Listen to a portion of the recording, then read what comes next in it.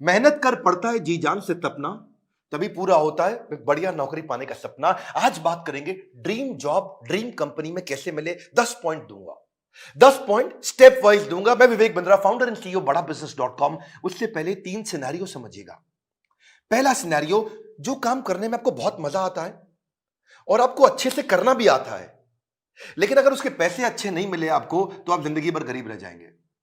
दूसरा सिनेरियो लेते हैं, जो काम करना आपको अच्छे से आता है, उसके पैसे भी मिलते हैं, लेकिन आपको प्यार नहीं है उस काम से, आपको मन नहीं करता वो काम करने को, तो आप जिंदगी भर बोर होंगे।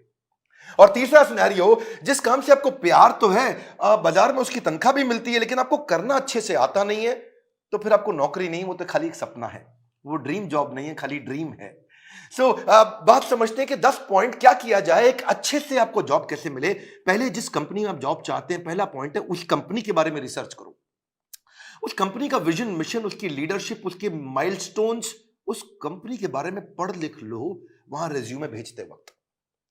नौकरी.com पे बहुत सारी अपॉर्चुनिटीज आपको मिलेंगी, लेकिन पहले कंपनी की वेबसाइट, इंटरव्यू में जाने से पहले उसके सोशल मीडिया, उसका एंगेजमेंट, mouthshut.com, glassdoor.com, उसका लिंक्डइन, उसके सारे गूगल पे सब चीजें, जितना ज्यादा आप इंटरेस्टेड होंगे उतना आपका कैंडिडेचर इंटरेस्टिंग हो जाएगा।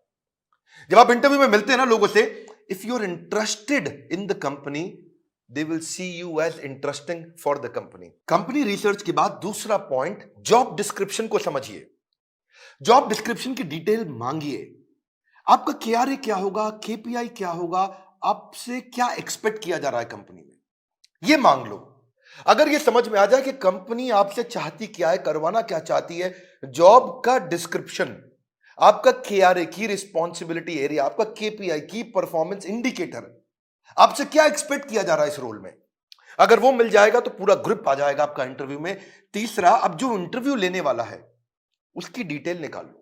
एचआर से जब आप बात करेंगे, पूछेगा आपका इंटरव्यू कौन लेंगे, उस इंटरव्यूअर का अगर आपको नाम मिल जाता है तो लिंक्डइन पे उसका प्रोफाइल खोल लीजिए।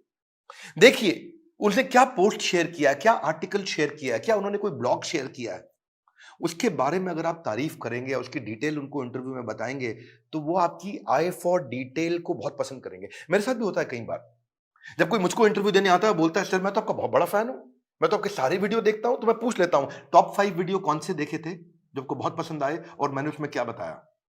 पता चल जाता है कि आदमी झूठ बोल रहा है या सच बोल रहा है। अगर डिटेल में लिया अपने इंटरव्यूअर को पहचान, तो अपने इंटरव्यू को बना लो को सुपर आसान। इसको क्या कहते हैं, failing to plan means planning to fail. Plan करके जाइए, इंटरव्यूअर के बारे में पढ़ के जाइए। अब्राहम लिंकन भी बोला करते थे ना कि अगर मुझे पेड़ काटना हो, मेरे पास 8 घंटे हो, तो 6 घंटे तो मैं केवल धार लगाऊंगा, 2 घंटे में पेड़ काट दूंगा। 6 घंटे धार क्या लगाऊंगा, मतलब क्या, इतनी तैयारी कर लूंगा कि 2 घंटे में पेड़ अपने आप कट जाएगा। आसान है, लेकिन थोड़ा इसको समझ के जाओ। इंटरव्यूअर क्या क्वेश्चन पूछ सकता है आपसे, कि अपने बारे में बताओ, पूछेगा आपसे पॉपुलर क्वेश्चन क्या, आपको क्यों हायर करें, आपकी स्ट्रेंथ्स क्या है, आपकी लीडरशिप स्किल्स के बारे में बताइए, आपके पास एक्सपीरियंस नहीं है, आपको क्यों हायर करें। इस तरह अगर आप अपनी तैयारी करके जाएंगे, मजा आएगा। चौथा पॉइंट, एम्प्लॉयर सेंट्रिक रहिएगा। इस चौथे पॉइंट में ध्यान रखना, इंटरव्यूअर आपकी मानसिकता को जरूर चेक करता है। अपने आंसर्स को ऐसे कस्टमाइज करिए, आप आत्म प्रेरित, सेल्फ मोटिवेटेड दिखने चाहिए। एक एम्प्लॉय मानसिकता का होता है, एक इंट्राप्रेन्योर मानसिकता का होता है। हमारे एवरीथिंग अबाउट एंटरप्रेन्योरशिप कोर्स में हम इंट्राप्रेन्योर की बहुत बात करते हैं। एम्प्लॉय वो जो नौकरी करता है, इंट्राप्रेन्योर वो क्यों करता तो नौकरी है, पर उसका बिहेवियर ओनर जैसा होता है। वो प्रॉब्लम पे फोकस करेगा, एम्प्लॉय इंट्राप्रेन्योर एक्शंस पे फोकस करेगा। वो बोलेगा फैमिली इज माय फैमिली, ये कहता है कि नहीं नहीं, organisation is also my family. वो उसको परिवार की तरह देखता है। वो हार्डवर्क करता है, ये स्मार्ट वर्क करता है। वो कंज्यूमर होता है, ये कंट्रीब्यूटर होता है। एंटरप्रेन्योर आते ही सोचता है मैं ऐसा क्या कर लूं कंपनी में। वो पुश स्टार्ट है, उसको धक्का मारोगे तो काम चालू करेगा। ये सेल्फ स्टार्ट है, अपने आप काम करता है। वो टाइम वेस्ट करता है, ये टास्क वेस्ट करता है। एम्प्लॉय क्या करता है, सुबह 9 से 5, 9 बजे आएगा, 5 बजे निकल जाएगा। ये क्या कहता है, जब तक काम खत्म नहीं होगा तब तक बैठूंगा। काम जल्दी खत्म करने की कोशिश करता है। ये समय के हिसाब से नहीं, काम के हिसाब से काम करता है। इसलिए employee gets paid for the time he spends, intrapreneur gets paid for the value he creates, है ना। तो ये इसको क्या चाहिए, sick leave, casual leave, earn leave, वो leave he doesn't want to leave. तो आपके जो आंसर है ना, वो उससे आपका नेचर, आपका बिहेवियर, आपका कल्चर पता लग जाएगा। ये ब्रेकडाउन में खत्म हो जाता है, ये ब्रेकडाउन में ब्रेक थ्रू क्रिएट कर देता है। ये बिहेवियर नेचर पता चल जाता है। पांचवा पॉइंट, अपना असेसमेंट भी करके जाइए, जो कि आपके इंटरव्यू में दिखाई पड़ेगा।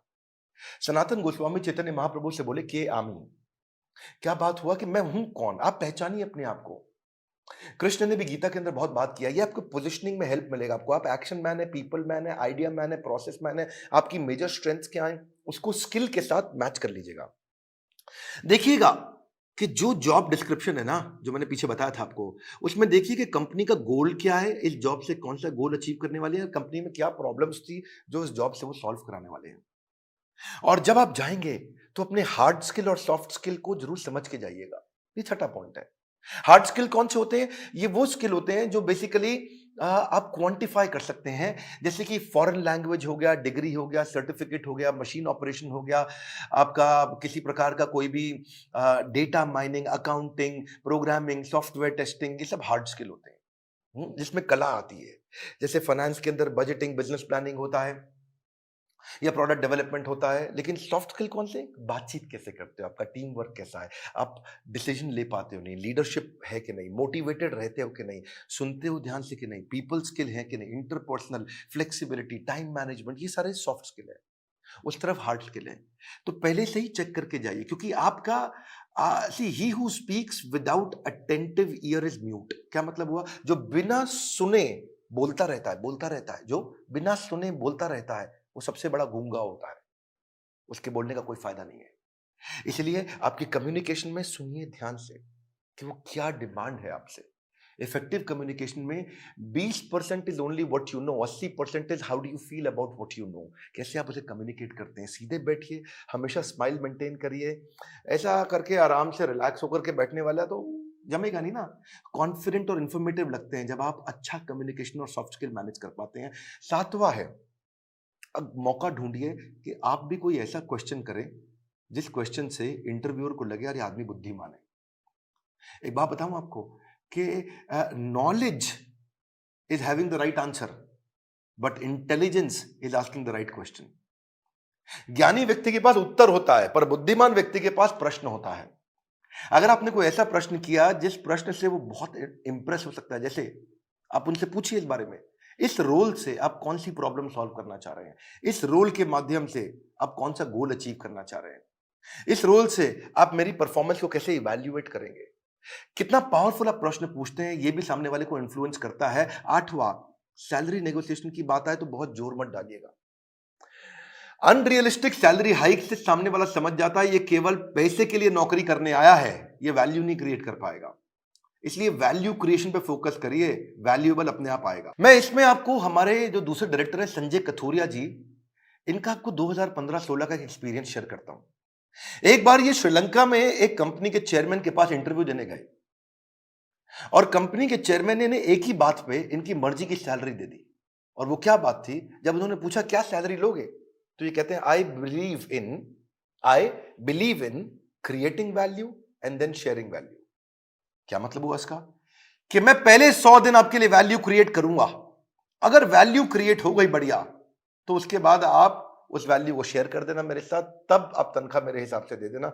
अभी आपको जो समझ में आता हो आप दे सकते हो मुझे, लेकिन मैं वो काम करके दिखाऊंगा, वो वैल्यू क्रिएट करूंगा, तब मैं वैल्यूएबल डिमांड करूंगा। Create value then share value.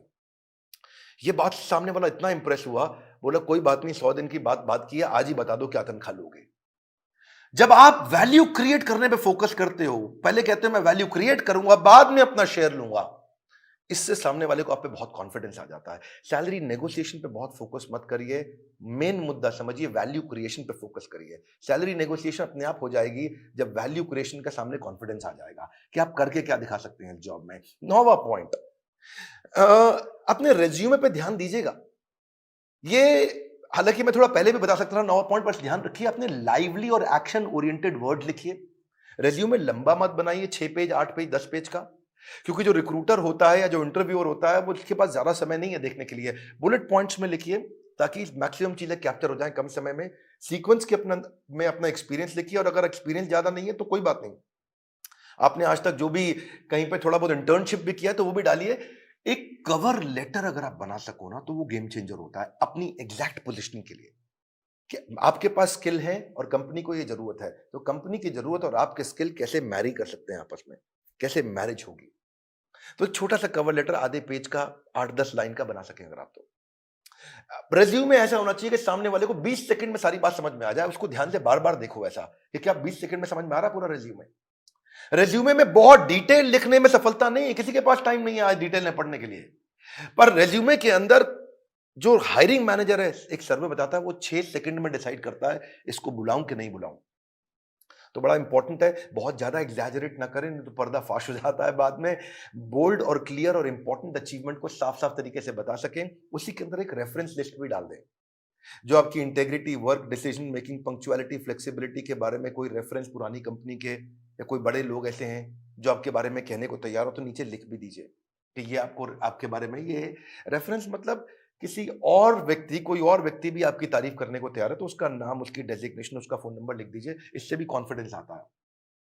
और फिर भी अगर इंटरव्यू में आप जा ही नहीं पा रहे, आपको इंटरव्यू मिल नहीं रहे हैं, तो हो सकता है कि आप अच्छी जॉब साइट्स पे नहीं हो। मार्केट में धक्के नहीं खाने पड़ेंगे अगर आप अच्छी जॉब साइट्स पे जाओगे। इसमें आपको फ्री ऑफ कॉस्ट बहुत सारी अपॉर्चुनिटी मिल जाती है, ऑटो नोटिफिकेशंस मिल जाते हैं, अपने आप नोटिफिकेशन आते रहते हैं, एम्प्लॉयर खुद ही आपके पास आ जाता है अगर आप अच्छी जॉब साइट्स पे जाते हो। इसमें प्रीमियम सर्विसेज भी होती हैं। बड़ी पॉपुलर जॉब साइट्स में shine.com, naukri.com, Times Ascent, Times job और मॉन्स्टर है। लेकिन अगर आप नए हैं तो freshers world, fresherslive.com, Internshala internship पे काम कराती है, या freelancer.com, indeed.com। अगर आप नए हैं तो इन पे जाइए। बेरोजगार खेल रहे हैं स्मार्टफोन पर ताश, ये वीडियो उनको शेयर करें, दिशा मिल सकती है बड़ी खास। मैं एक बात और बताऊंगा, हमारे प्रॉब्लम सॉल्विंग कोर्स के अंदर हमने पूरा का पूरा कोर्स ही इसके ऊपर बना रखा है और एवरीथिंग अबाउट एंटरप्रेन्योरशिप को भी अब 2 हिस्से में डिवाइड कर दिया है। अगर आप नए हैं, इंट्राप्रेन्योर बनना चाहते हैं या आगे चल के स्टार्टअप शुरू करना चाहते हैं तो एवरीथिंग अबाउट एंटरप्रेन्योरशिप का एक हिस्सा आपको काम आएगा। और दूसरा जो बिजनेस कर रहे हैं उनके लिए तो है ही है। मैं फिर से आपको रिक्वेस्ट करूंगा कि बेरोजगार खेल रहे हैं स्मार्टफोन पर लूडो और ताश, हाँ, वीडियो शेयर करो उनको, दिशा मिल सकती है बड़ी खास। ताश से बात नहीं बनेगी, इस खास दिशा से बात बनेगी। अगर आप नए आए, सब्सक्राइब जरूर करिएगा, लाइक करके उत्साह बढ़ाइए, बोर्ड लाइन नंबर पे फोन करिए, चेक करिए कि कैसे एवरीथिंग अबाउट एंटरप्रेन्योरशिप जिंदगी भर के लिए आपको एक बड़ी दिशा दे सकता है, आपको एक इंट्राप्रेन्योर बना सकता है। किसी को नौकरी मिले ना मिले, इंट्राप्रेन्योर की बहुत कमी है, उसको नौकरी जरूर मिलती है। हमारे साथ जुड़े रहने के लिए, दुनिया का नंबर 1 एंटरप्रेन्योरशिप यूट्यूब चैनल बनाने के लिए, वीडियो को लाइक करके उत्साह बढ़ाने के लिए आप सबको हृदय की गहराइयों से प्रेम पूर्वक बहुत बहुत धन्यवाद।